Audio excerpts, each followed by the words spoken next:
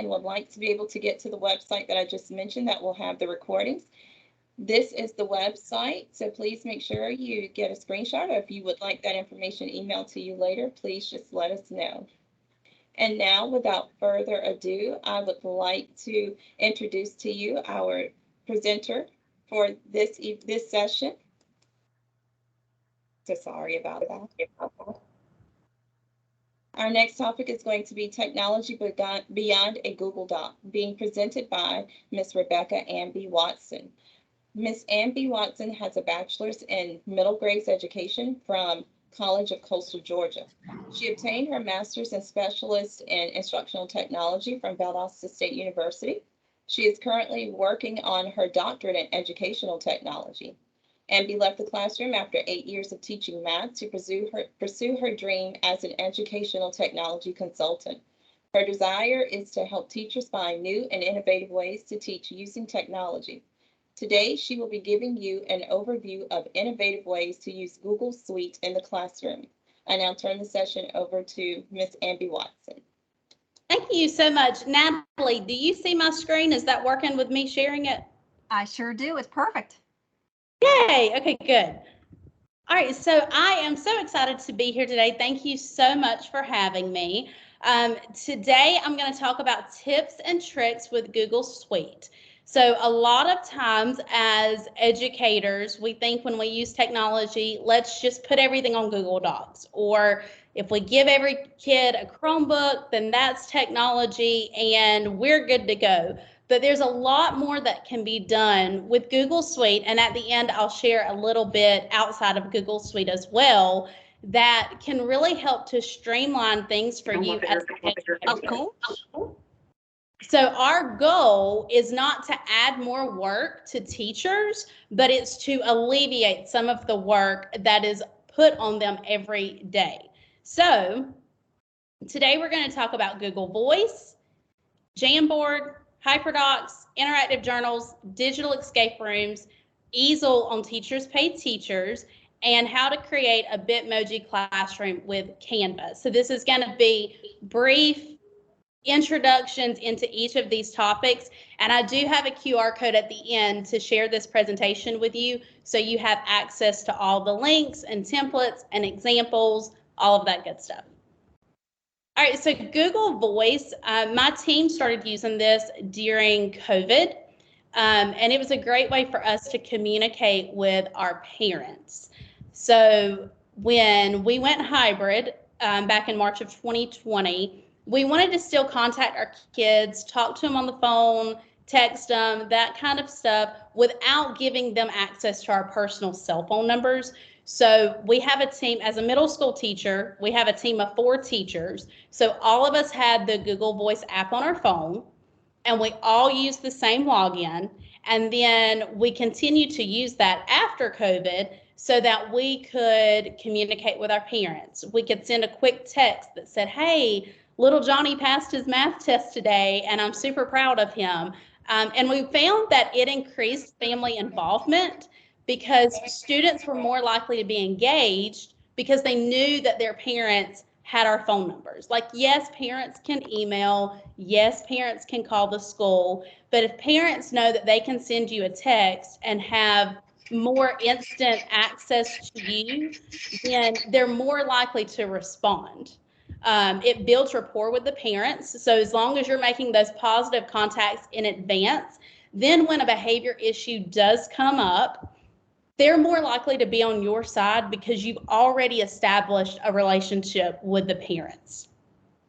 And I know for me personally, I'm more likely to answer a text or an email than picking up the phone because a lot of times I'm busy throughout the day. I can't necessarily take a phone call, but I see that text on my watch and I can text back really quickly. Parents are in the same situation. They're at work. They are in meetings. They are doing other things. They may not can get to the phone, but they can read your text message and you're more likely to have that interaction with them. And also Google Voice will have a report on Google Takeout at the end of the year that you can print off and turn into your principal or your assistant principal, whoever's involved with your family engagement. they have to turn in documentation of parent contact throughout the year. So Google Takeout will do that for you. And when you have access to this presentation, if you click on Google Voice, it will take you to the website. And there's also a GIF here that shows you how to go through those steps. You can find a phone number that's in your area, but sometimes maybe there's not one that's in Valdosta, but maybe there's a number that's available in Lakeland, or maybe you have to get a little further out, but the parents have that number, so if they save it at the beginning of the year, it's okay if it's not your area code or a local number to you. So the next thing I'm going to talk about is Jamboard. I love Jamboard. If you do not have access to Jamboard with your district, if you'll contact your technology person, because Jamboard is relatively new, it's just one little button that they have to click on their end to give you access to it. It's no extra cost for your district. This allows students to play games. You can do digital task cards. Instead of having your task cards printed around the room, you can have it here on Jamboard.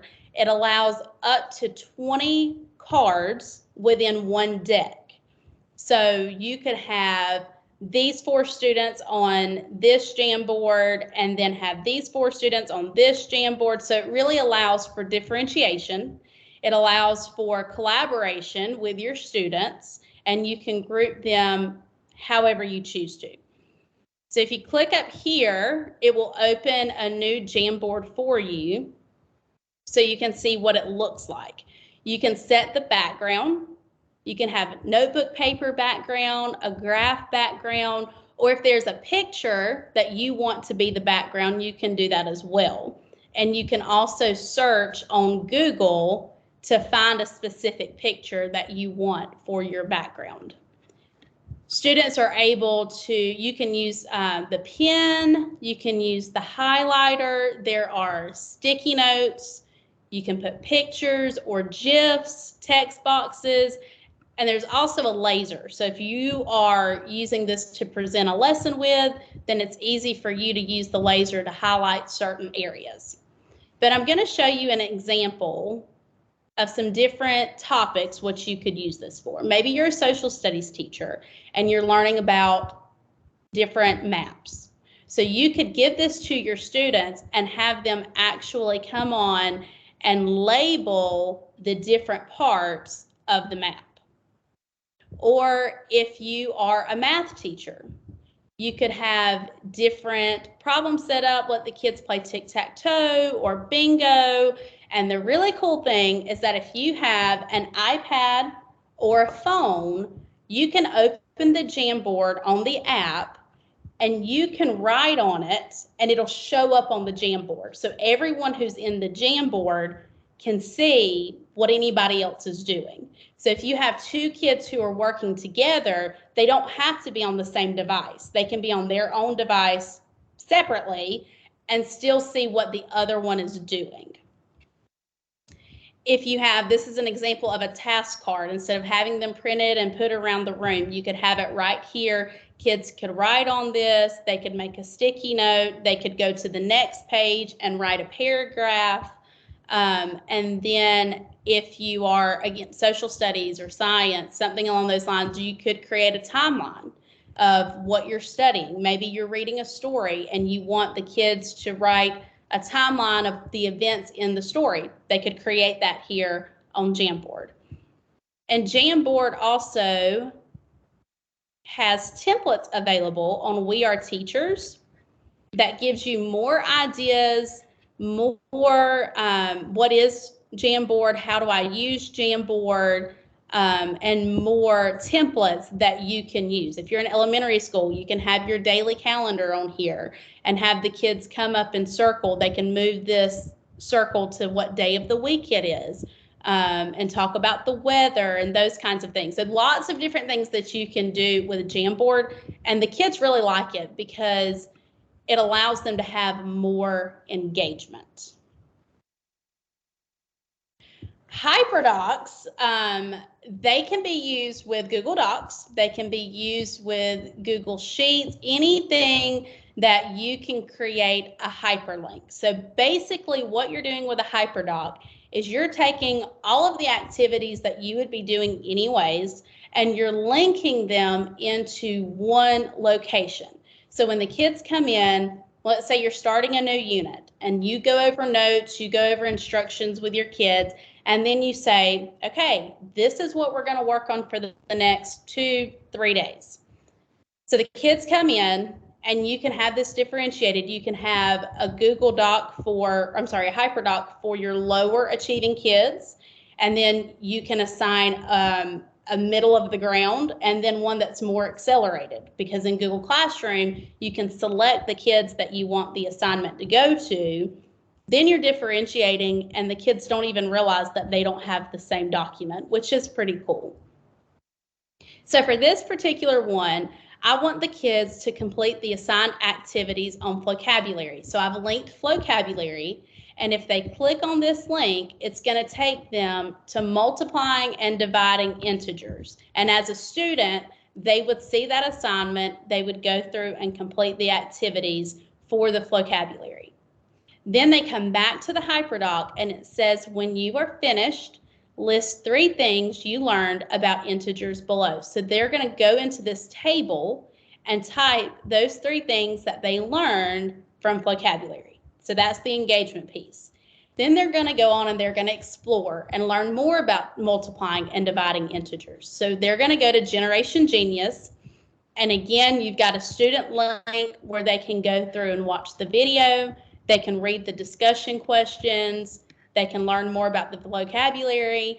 And as a teacher, if you use Generation Genius, you can choose what the students actually see. So maybe you don't want them to have the reading material, or maybe you don't want them to have the vocabulary. You want them to go on to the practice problems. You can choose to assign what you want the kids to see. So you're just taking what you're already using and you're linking it into this document, so that when kids finish the vocabulary, they know to move on to Generation Genius. They don't have to wait for everyone in the class to be finished, so they can work at their own pace. Then you can have them explain what they've learned so far.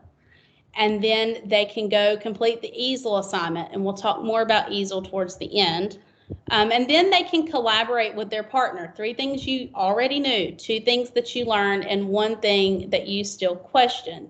So then whenever you're grading this, you can skip all of this stuff when you're grading and go straight down to, what do they still have a question about? What do I still need to clear up? And when you're linking these activities from other websites like vocabulary, it grades it for you. So that's one less thing that you have to grade. You can pull the report straight from vocabulary, put it in, and let that be the grade for the HyperDoc. When I give a HyperDoc, I do not grade every single piece that's linked in here. A lot of this is just practice, it's collaboration, it's giving them an opportunity to explain, and I might only pull 1 grade from 1 assignment that's linked in here, or maybe there's 2 games. And so then you can evaluate them by playing Book It, or you can give them a Quizzes or a Kahoot, or some kind of way that the kids who finish early can go ahead and move on and practice, while the kids who still need to work on the HyperDoc can continue to work. And if all of my kids don't get down to the end, that's okay, because they've done enough practice already that I know if they understand the material or not.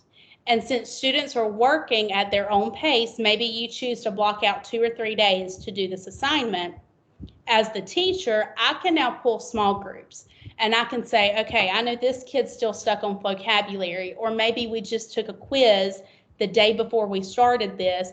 I can pull those kids and remediate them while everyone else already knows what they're doing. So you're cutting down on questions, you're cutting down on all the students needing your attention, and you can focus on remediating and accelerating. That way we can push those bubble kids to the next level to help them maximize their learning. I am a huge fan of HyperDocs because it really allows your classroom to run itself.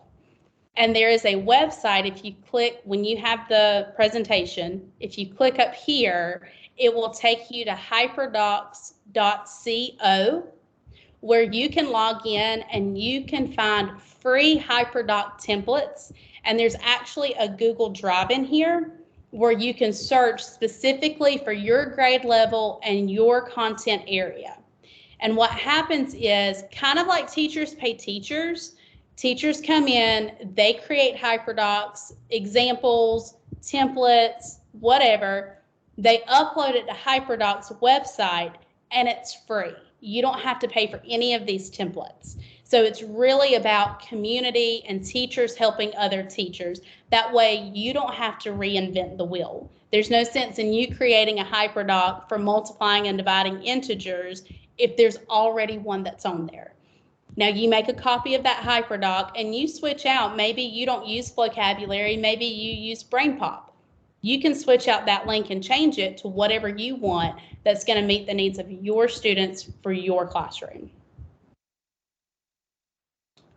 All right, so the next thing is interactive journals. So I have really cut down on my paper use over the past few years, which is huge for a math teacher because math teachers are notorious for using a lot of paper in the copy room. With interactive journals, kids have a digital journal, and I have some kids who they prefer the paper copy. So it's no big deal for me to have a couple of copies available for those students. And then if they ever choose to use the digital journal, they do have access to it on Google Classroom. The students always have their journal for class because it's online. So there is no more, well, I left it at home, or I was at my dad's house this weekend and left my book bag there. They have their journal because it's online. You can link examples in the journal. It's easier for students to make up missing work. If someone missed the lesson when you did notes that day, they have the digital journal. It's easy for them to make that up. You can link remediation videos in the journal. So if you go over a new lesson and students say, oh, I really didn't understand what that was, what we learned today, they can go home, watch the video, and remediate. And it also increases student engagement. We're all about increasing student engagement. So I've shown you an example of one that I created for my classroom. And you don't have to go as in-depth as what I did. It can be very basic. I tend to get a little carried away when it comes to creating digital things. But the great thing is that I created this 3 or 4 years ago, and I can use it every year after that because it's already created. Now, as standards change, I do have to update things. But if kids go to the slideshow presentation, then they can click. We have our units, Unit 1, Unit 2, Unit 3. And let's say we're starting in geometry. So they would click on geometry, and it takes me to the first page for that set of notes. Or if we're in Unit 1, then I can click on that. It's going to take me. So we're hyperlinking. And to do that, all you do is put in an image. It can be a shape that's right here in Google Slides, and then you just link it. And whenever you put in the hyperlink, you select the slide number that you want that to link to. Very easy to use and very easy to keep up with for students. Also, I linked practice in here. So I want the kids to try absolute value. So there is an iExcel video or an iExcel link for them to be able to practice, watch a tutorial, learn with an example, whatever they need to do. Now, the great thing for me, I know this looks like a lot, and it was a lot, but I have 3 math teachers that taught 7th grade, and so we each took a section and created it that way. It wasn't all on one person. Again, once you have that created, you're done. You don't have to make copies. You don't have to wait for kids to cut paper and put it in their journal and tape it down. It's already created for you. So then you can use it every year after that until you need to update it as your standards change. All right, digital escape rooms. So for digital escape rooms, I use Google Forms. I just create a quiz in Google Form, and then I link it using ThingLink. So ThingLink is a website. It's a free resource where you can put an image in and create links on different parts of the image. I put them all together on Google Sites. So this is what a completed one looks like. This is just a Google site. They're free. They're easy to use. It's a lot of drag and drop and just putting stuff in. You have some kind of background. What kind of storyline are we going with? And so when the kids have access to this, they read the story, and then they come over here to the ThingLink and they click on the different buttons or the different targets. And those targets will open up the Google form that will be basically their quiz for that room. So for this particular ones, we did rational numbers. So I had one room was for adding rational numbers. One room was for subtracting rational numbers. One room was only on decimals. One room was only on fractions. One room was on word problems. So you're breaking up that unit into smaller sections to make it easier for the students to practice. If they escape the room, then they know they got all the questions right. So you know students are able to check their own work. Again, you're not having to be right there on top of them, making sure that they understand, because if the question's right, they know they got it. If the question's wrong, then it's not letting them out of the room. And then at the end, I used Flippity, and there's a link to Flippity here, where you can create locks. So when you click on the lock, what do you need when adding and subtracting fractions? Common denominator. And then it will unlock that lock for them. Digital escape room is a very big topic, and I can go a lot into depth, but I know we don't have a lot of time today. So I'm just giving you the brief overview of what that looks like. You'll have access to all of these links at the end so that you can play around with it and you can try to create one for your own classroom, because the kids love them. We used to do hands-on escape rooms where we had locks and we had codes and they ran around the room. And that was fun, but that's a lot of work that you have to do every single time you create an escape room. If you do a digital escape room, you create it, and then it's already done the next year when you want to use it again. So we're all about not recreating the wheel. We're all about taking that extra work off of us. Sometimes that looks like extra work up front, but in the end, you're going to save yourself time. So pulling away from Google Suites, I want to talk about Teachers Pay Teachers easel. This is something new that they came out with within the last year. You can upload your own PDF if you have a worksheet that you already use in class or something that you've already created, and you think, I really don't want to make a copy of this, or I'm running late and I don't have time, or the copy machine is jammed, as they so often do. You can take that PDF and put it into easel, and the kids have access to it on their Chromebooks. Also, a lot of resources now on Teachers Pay Teachers have the easel version of it, so it's already integrated into easel. So if you go to easel, and this is free, you do not have to pay for this, you can see the ones that I've already used this year. So let's see this Unit 6 study guide. So if I click on this and assign it to my kids, I would click assign, and I would share it on Google Classroom. Or if you use Schoology or Canvas, something different, then you can copy the link and paste it in there as well. And so to view this as a student, the students come through and it looks just like the worksheet. It's the PDF, that's exactly what it is, except for students can take a text box and they can type right into the document.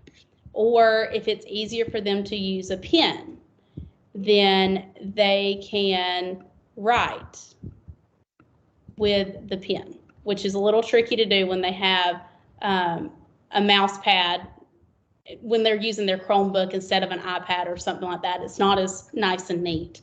They can insert images. So if you're working out problems, let's say you're a math teacher, you're working out problems and the kids are just putting the answers in, but we want to see their work because we want to know that that's the problem with digital. A lot of times students are only showing the answer and they're not showing the work. But we want to see the work because we want to see their method. We want to see what they're getting wrong.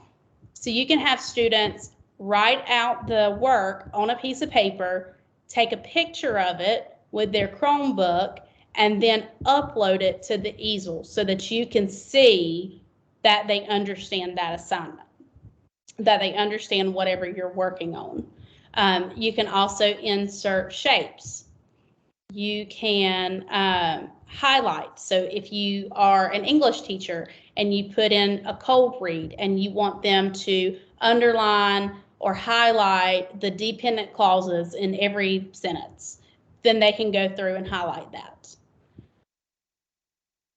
Also on easel, so you can create an activity or an assessment. If you do an assessment, it doesn't look like a PDF. It looks like a question, one question per slide. And at the very end, they go through and answer all the questions. It will grade it for you.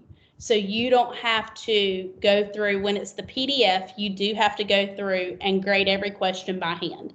But if you do the assessment, then at the very end, easel will grade it for you. So then you just go through and get the grades for those assignments. You can also find, oh, I closed the wrong one, hang on. You can also post, if you create your own work, then you can post an activity, that would be your PDFs, to sell on Teachers Pay Teachers, or if you do the assessment, that's the one that grades itself, then you can post that on there as well. And so that's a great way for you to earn extra side money. If you are someone who creates your own resources, then upload it to Teachers Pay Teachers and make some side money. It is a very crowded field, and you have to be in it for the long run, because it's not instantly you put something on there and you're going to make thousands of dollars overnight. But 8 years ago, I posted a movie guide to How the Grinch Stole Christmas, and every single year around December, I see notifications that I'm selling that How the Grinch Stole Christmas, because teachers are looking for a standards-based movie guide to go along with the movie that they're showing on the last day of school or whatever. And then the last thing, this went a little quicker than I had anticipated. The last thing is Canva. So with Canva, if you are not on Canva, it is free, but they also have the premium version of Canva that is free for educators.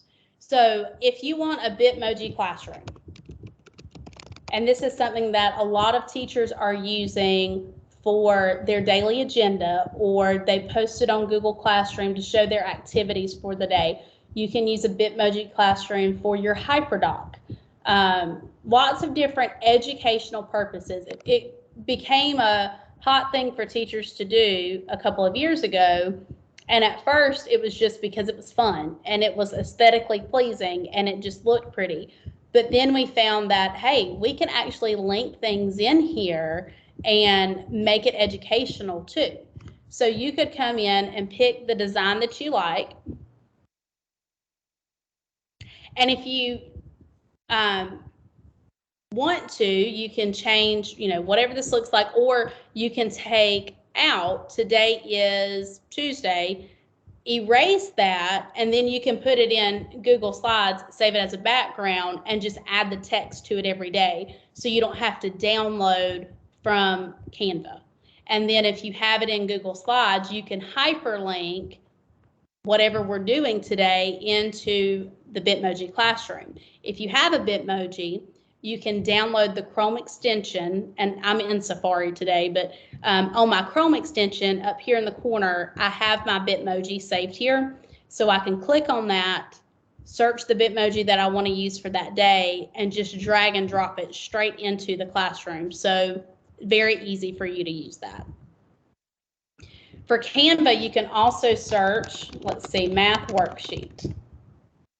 And there are free worksheets available for you right here.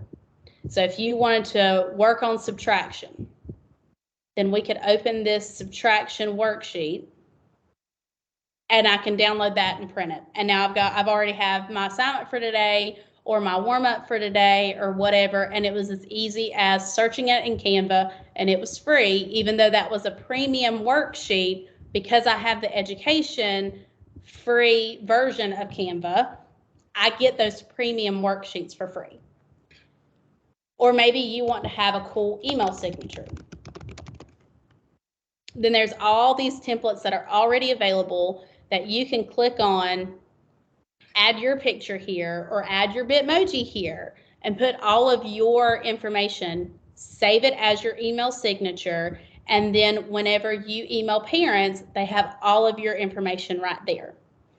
Also in your email signature, if you have a website that you use for your students, then you can hyperlink that image, this image that is going to be your email signature. You can hyperlink it, so if if a parent or a student clicks on your email signature, it will go to your website. So everything is in that email already ready to go for your parents and your students.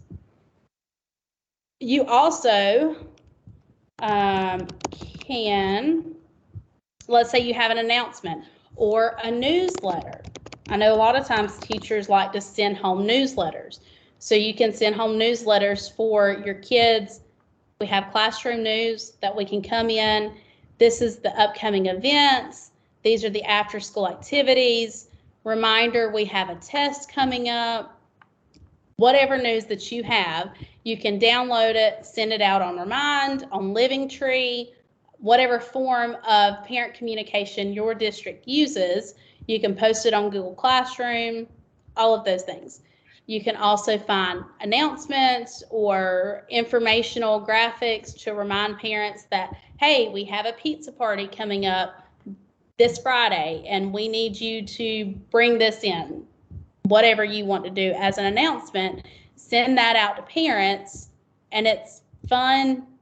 It looks good, it's aesthetically pleasing, and it's already designed for you. All you have to do is plug in your information.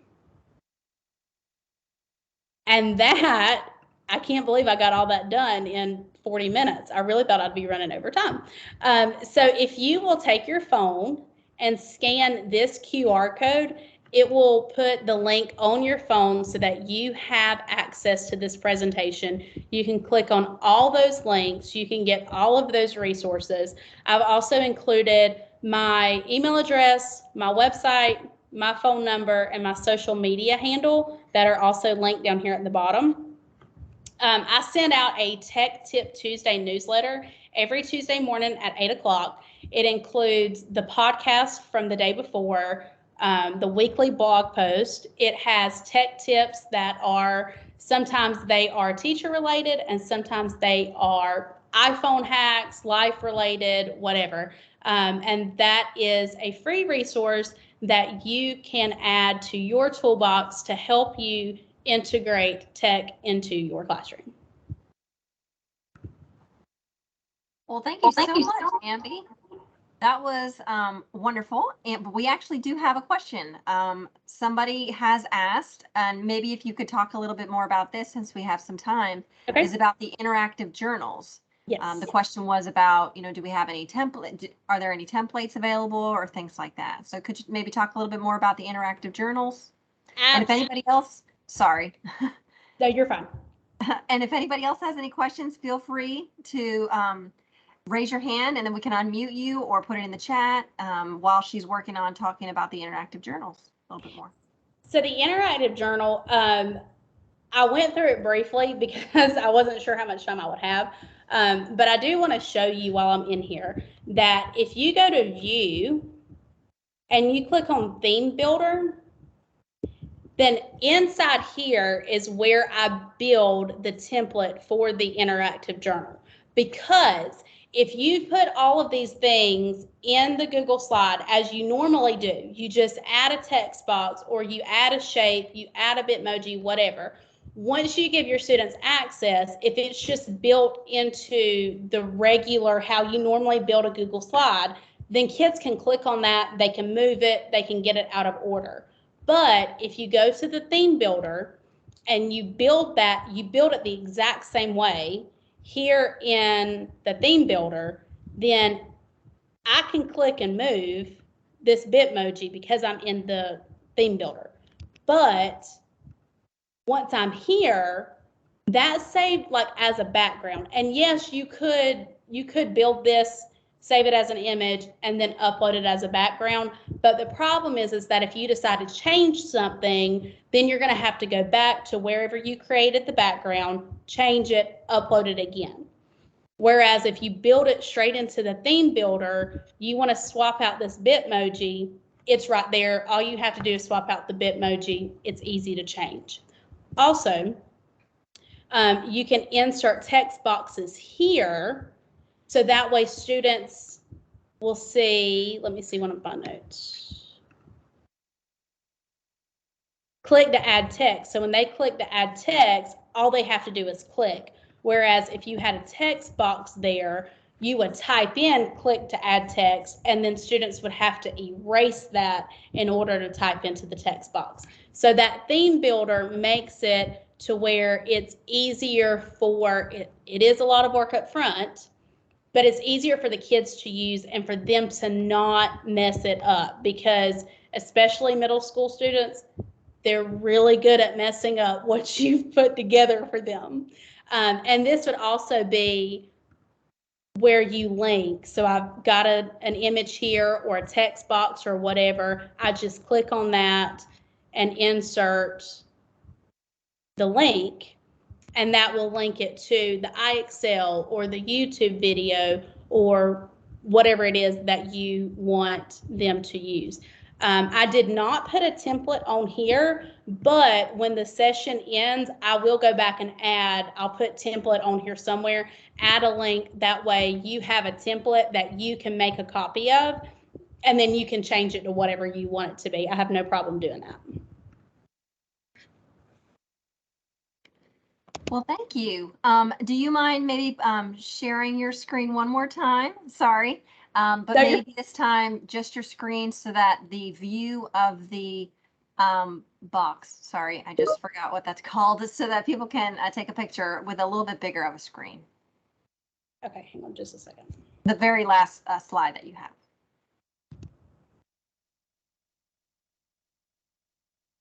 QR code, yes. There you go. Is that better? Yes, yes. Well, does anybody have any more questions for Ambi? Okay.